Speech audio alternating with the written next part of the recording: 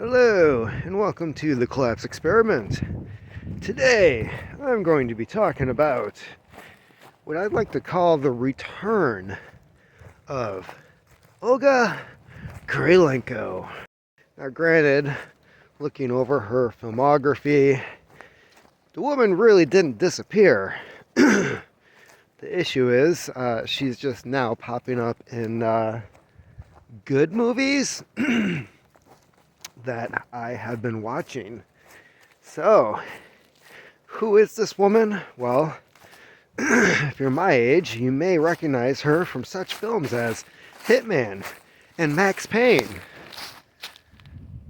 because you saw her boobs. Well, that was 15 years ago, give or take. I'm sure at the time we were all very thankful for that. But come to find out, there's a lot more to the woman than her assets, if you will. Yes, the two things I am referring to besides those are Treason, a limited series on Netflix that she stars in, and another movie that came out last year called Sentinel, which I believe is French. And that one was the movie that really drew me back in. Hadn't seen her in a while. Yes, I understand that she was in Black Widow. Yes, I understand that she's a Bond girl from Quantum of Solace. No, I haven't seen either one of those. For one, I don't watch Marvel movies anymore. Heaven forbid I don't contribute to funding what I consider to be a cult. And as for the Bond movies, they just really haven't been all that good. Of course, we all know that Sean Connery is the true Bond. So yes, in the last 2 years, I feel like Olga has really picked up her career again. Yes, there has been movies prior to that, but these two in particular. So Treason I really enjoyed.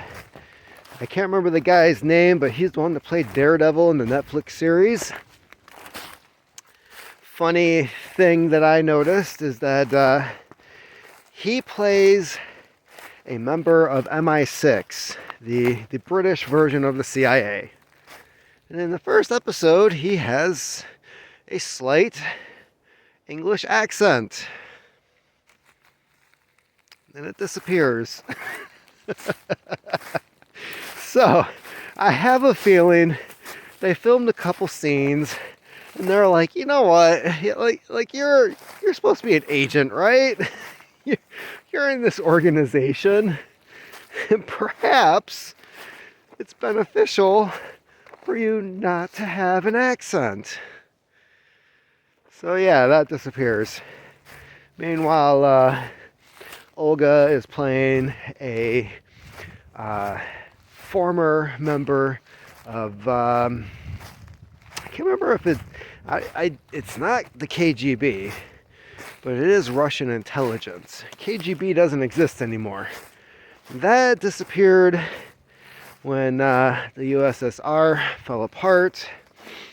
So, sorry, I can't remember what exactly they called it in the show. She was booted out. And she comes back into the other guy's life. She wants information about people that she was working with and protecting in a place called Baku. I love how, granted, there probably is a place called Baku.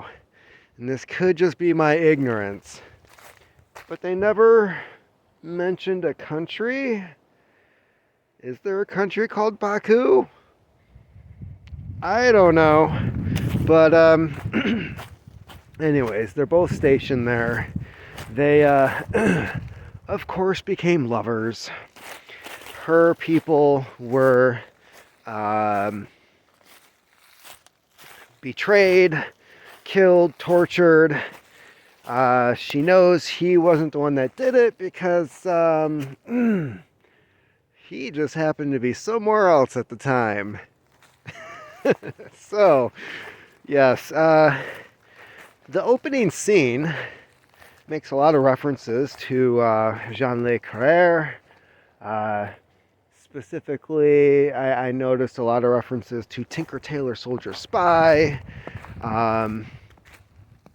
Now, granted, this series, not as well written, but it is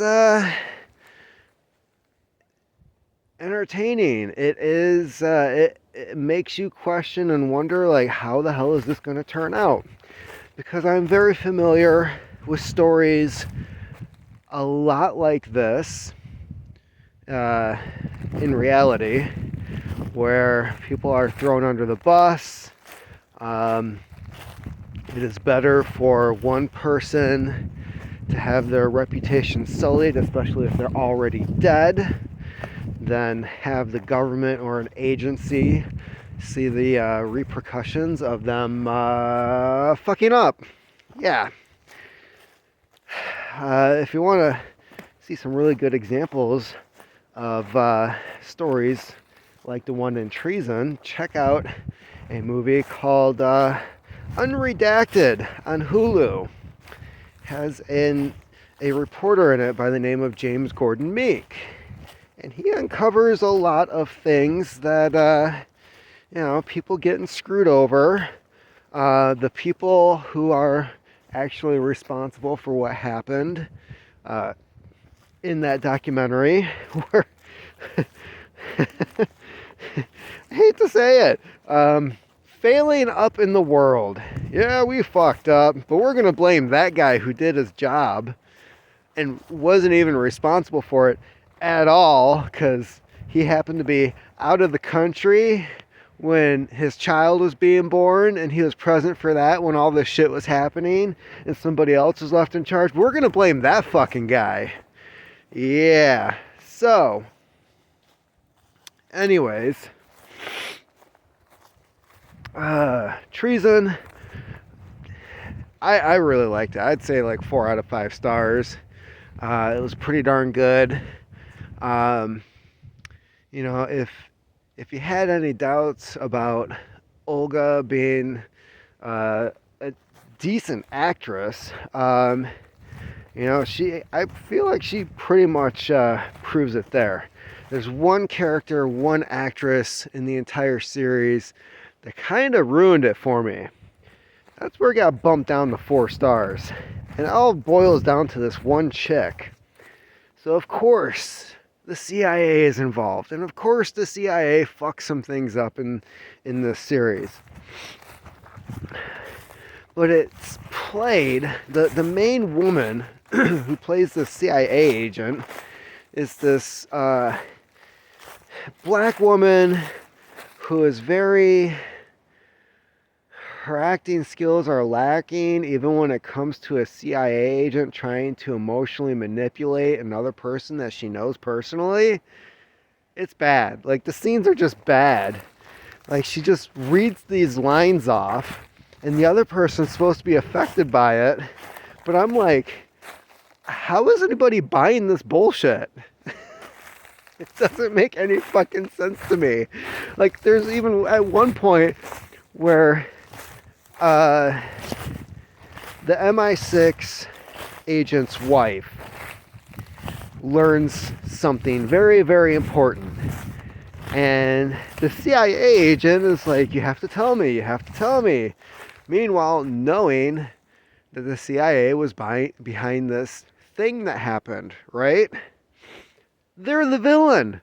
This woman knows they are the villain. They're the one that did this horrible thing to her. And yet she gives them the information, and it just pissed me off so bad. I'm looking at the TV going like, no, fuck you, fuck you, fuck off, you're a piece of shit, fuck you. And instead she's just like, yeah, she starts running her mouth, and I'm like, this makes no sense whatsoever. So, say it's bad writing, say that it's horrible acting on this side, but yeah, that scene just was not believable to me, and it kind of pissed me off. And the actress herself was just really fucking annoying. And of course, this person, nothing happens to them. That just really bugged the shit out of me. So, treason, moving on to Sentinel. Olga plays a woman who's basically like a counter-terrorism, anti-terrorism trooper. I don't know. She roams around with her unit, her crew. They're supposed to spot possible terrorist activity. Keep in mind, this isn't France. Her sister goes to a nightclub and ends up getting brutally beaten and raped by a Russian diplomat. Funny how the Russians are always the villains in these, but shouldn't they be? Ah, they've always been a villain in my book.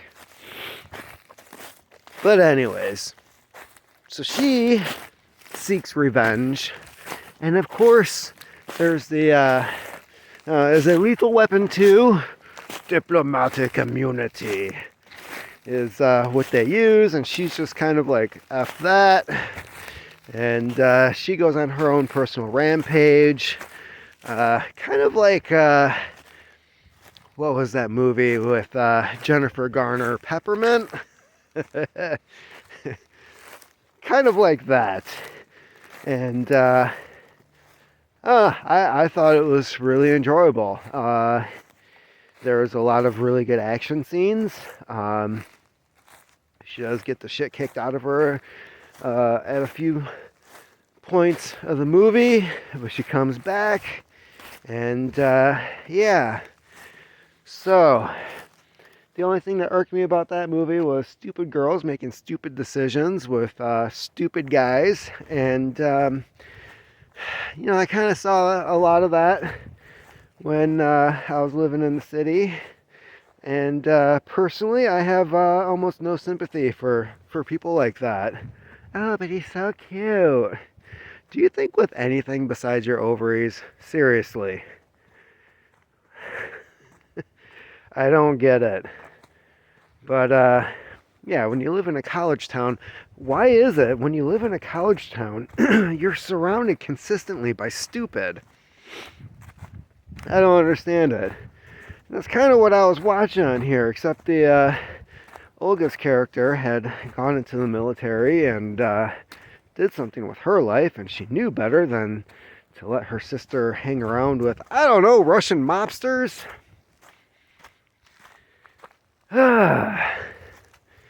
So yeah, Sentinel, you know, I'd say like 3 out of 5 stars. It was pretty good. Put Olga back on my radar. I was kind of like, oh, I haven't seen this chick in a while.